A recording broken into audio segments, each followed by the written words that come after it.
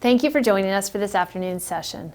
We will be hearing from a special keynote speaker, followed by a fantastic panel discussion, talking about a vision for shared prosperity. Again, if you have any questions for any of our speakers this afternoon, we will have a live Q&A, so we encourage you to reach out with your questions. Now, I would like to welcome our session sponsor, Construction, Maintenance and Allied Workers Canada, to introduce our afternoon keynote speaker. Good afternoon, everyone, and thank you for joining us today. My name is Chris Wozlenchuk, and I am the President of the Construction, Maintenance and Allied Workers Canada. We are Western Canada's largest independent multi-trade union. Established in 2004, CIMA members come from a variety of different backgrounds, including carpenters, scaffolders, shipbuilders, welders, pipe fitters, and school board workers, to name a few. We are a diverse and growing independent and proudly Canadian union. We are proud to be a keynote sponsor at this year's event and would like to introduce our next speaker, Affonso Bizon, General Manager at Rio Tinto. In August 2019, Affonso moved to the bustling city of Kitimat with his wife and 2 children to join Rio Tinto as the General Manager of BC Works. Building a sustainable and respectful partnerships with Rio Tinto's host communities, stakeholders, Indigenous communities, and employees has been a top priority for Affonso, with a focus on delivering high-value improvements to environment performance, employee health and safety, and optimum business performance. Affonso has spent over 25 years in the aluminum business. He strongly believes that aluminum is a metal that has an important role today and will be even more valuable in the future. It's a metal that is indefinitely recyclable, lightweight, malleable, and will be used for efficiency and sustainability. You use aluminum every day in vehicles, iPhones, technology, medical equipment, and many more items in your homes. Affonso is proud to be leading one of the lowest carbon footprint aluminum smelters in the world, and we're happy to have him with us today. Thank you, Chris, for the welcome. And thank you for having us here and being lead sponsors for almost 20 years. First of all, I would like to recognize the traditional territory of the Indigenous people where BC Works operates. In the Kitimat Terrace area, the Haisla Nation, Kitselas, Kitsankalum, and Gitgat nations. In our watershed area, Cheslata, Skintai, Nitaiban, Saikas, Stelatan, and Notley nations, and other territories of Indigenous people throughout the province. Also important to acknowledge the dignitaries, leaders in the community and resource sector who have spoken or will speak during the forum. And finally, the Natural Resource Forum's organizing committee, which planned this virtual forum under unique and challenging times. I want to acknowledge the province's natural resource sector for their dedication and commitment to safely and effectively operate during the last 9 months. Rio Tinto also wants to recognize the BC government efforts of the last year to maintain the economy of the province by designating essential services, adopting strong health guidelines and standards to ensure worker safety, and supporting the continued important operations of the resource sector to ensure BC's economy can keep running.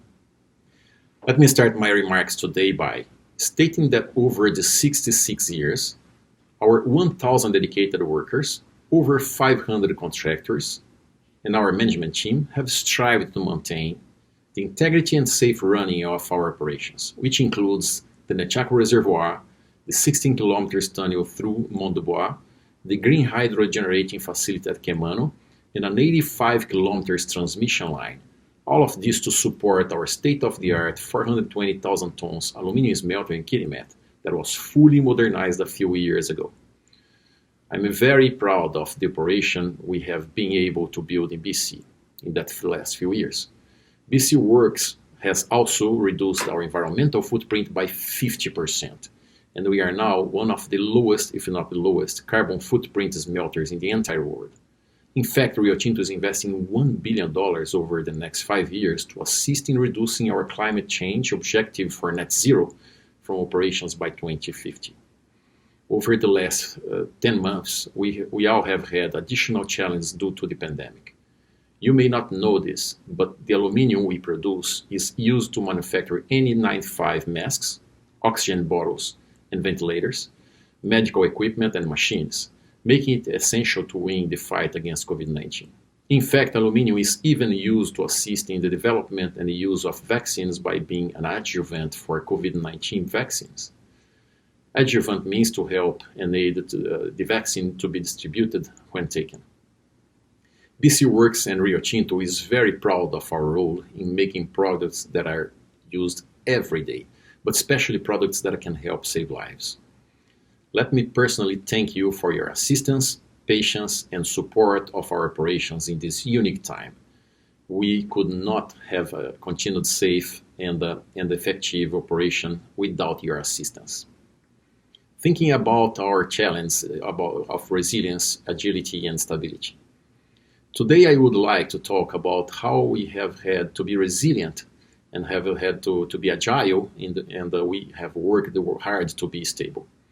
This is a normal practice to maintain competitive every time, as many of you know, but this year was a challenge and we also faced a few unexpected obstacles during 2020.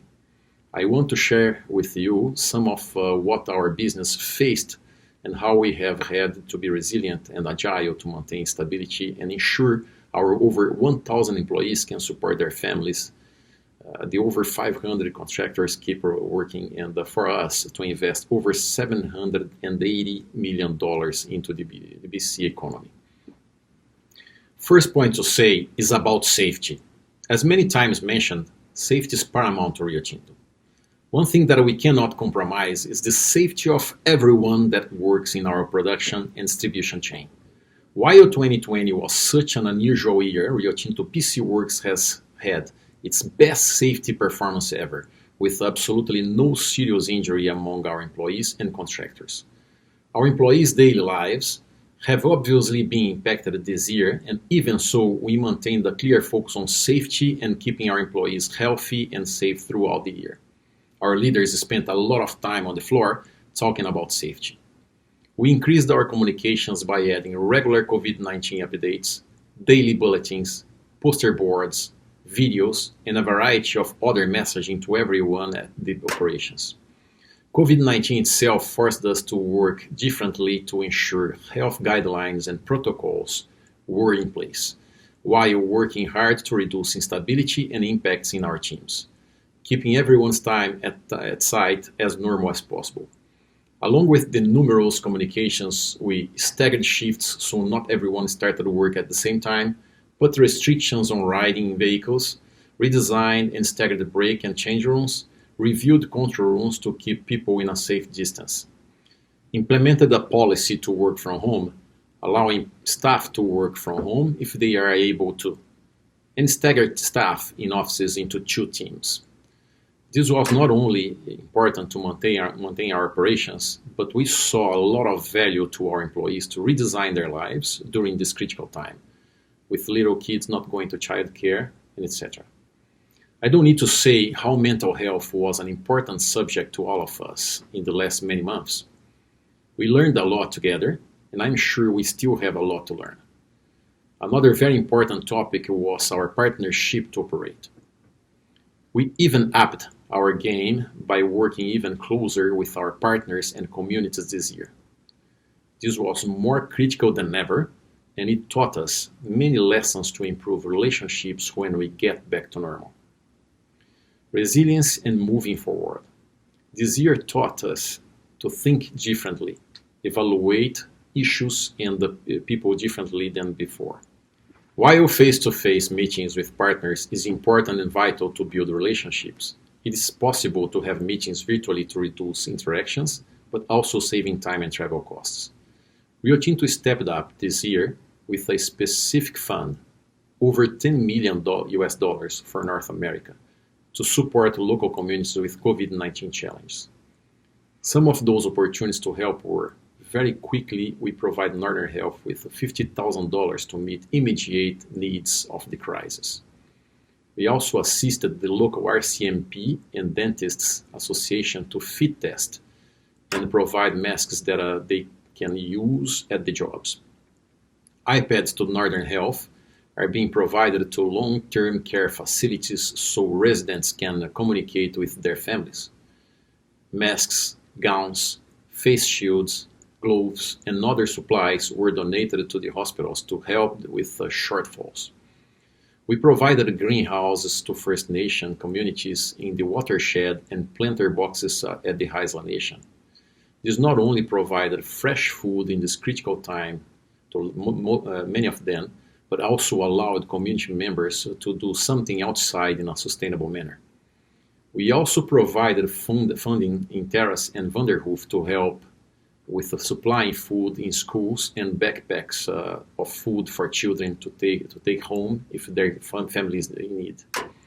However, one of the most impactful initiatives was increasing our communication to stakeholders throughout the year. We had regular communications with all our stakeholders in the region. This included municipal leaders and First Nations in the region to respond to questions or concerns, but more importantly, bringing everyone up to date on the actions we are taking to ensure our people are healthy. Regular contact with BC government and Northern Health to discuss COVID-19 actions we were taking and working with them on protocols and controls. Lots of challenges for the Kemano Backup Tunnel. Now as the T2 project, travel restrictions also impacted this project, and we needed to adapt to protect the employees and the continuity of this project, at the same time also protecting the communities. Earlier in the year, there were protests on the rail lines that had an impact. As well in the fall, there was a landslide along the rail line between Kirimet and Terrace. However, this has also allowed us to form new partnerships like the one with the Kitsankalan First Nation to assist with the transloading in Terrace. And with all of this, you can imagine the demand for aluminium, like all other markets, took a dip in the early stages of COVID-19. It was, again, very unique, and at one point in the year, we did not have orders to fill with product. We had to be creative and find different ways to overcome the crisis provoked by the COVID-19 pandemic, working with our commercial teams to find new customers, make new products, and to ship to new locations. Many things were done by the first time to adapt.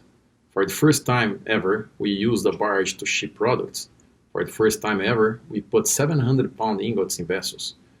For the first time ever, we created small ingot packs to allow our shipping process to be more agile and easier for our customers to manage. For the first time ever, we produced products that probably will open different perspective to our business. As an example, Anheuser-Busch has signed a contract with us to provide low-carbon aluminum, and we continue to progress with ELYSIS, a zero-carbon process to smelt aluminum.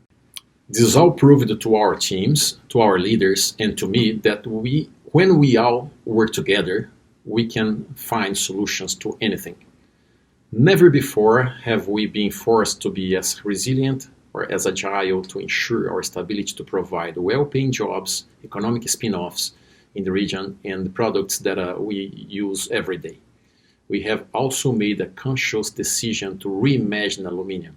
Now, reimagine aluminum could mean a lot of things for our company and at our site, but one of the focuses we will have is sharing how our products can be used. I'm not sure people in BC or even Northern BC understand the impacts our aluminum has on products all of us use each day. Aluminum is used for iPads, iPhones, computers, wrapping and the foil, household products like windows and doors, and many other products. To me, one of the most significant differences we are making right now is in the automobile sector. Aluminum is now being used by the largest automobile manufacturers, and it's becoming more and more widely used because of the strength of aluminum and the impact it has to our environment by reducing the carbon footprint of the vehicle, but also when it's being made in Kirimet, you will know they are using one of the lowest carbon footprint smelters in the world. In closing, as we embark in 2021, we all have a long journey ahead of us to ensure the continued safe and efficient operations of our facilities. With the vaccine now being rolled out and showing some light at the end of the tunnel, we must remain focused, keeping our employees and contractors safe. And at the same time, we must all pull together to support our communities. One way to do this is to support local business in every way we can. As an example, just before the holidays, Rio Tinto BC Works sent gift cards to approximately 1,900 employees and retirees to recognize a very difficult year, but also to support local businesses in the Kirimet and Terrace area. This initiative alone injected nearly $100,000 into the local economy. I encourage all of you to look into the Support Local BC initiative and see how you can contribute. It's more important than ever that we work in collaboration, form new alliances, and continue to innovate as we emerge from this unprecedented time in our history. 12 months ago, I'm sure we never would have thought we would be where we are today. But it will be up to us to determine how we use what we learned in 2020 to drive us to a better 2021 and beyond. I finally want to mention that you should visit our virtual booth. We have some questions and a bit of contest with the prizes coming from First Nations artists from the Alexander Erickson and James Grant. Once again, thanks for having me, and thanks for allowing Rio Tinto to continue its 20 plus years of supporting business and the change in Northern BC. Thank you. Well, actually, thank you, Affonso. We really appreciate your participation and giving us that information this afternoon. So that concludes our afternoon keynote address. And I just want to mention how impressed I am with how much activity we're seeing on the virtual platform. Throughout the last break, I saw, 10 to 15 virtual meetups. The chat boards are really busy. I mean, there's over 30 jobs posted in the jobs board, so I encourage you to look at those postings and share them with your networks and look to your own company to see if you need to post those as well. So, we're really excited to see what's happening this year with the forum, albeit virtually, but just hoping that we're helping everybody get that chance to network and connect. So thank you to all of you that are doing that out there, and I really hope that you're enjoying it so far, and we've got another 2 days coming up. So please return to the agenda and select the next session to view the live stream, which is panel 3, which is going to be one of my favorites. It's The Road Ahead, A Vision for Shared Prosperity, sponsored by ConocoPhillips Canada. Thanks very much.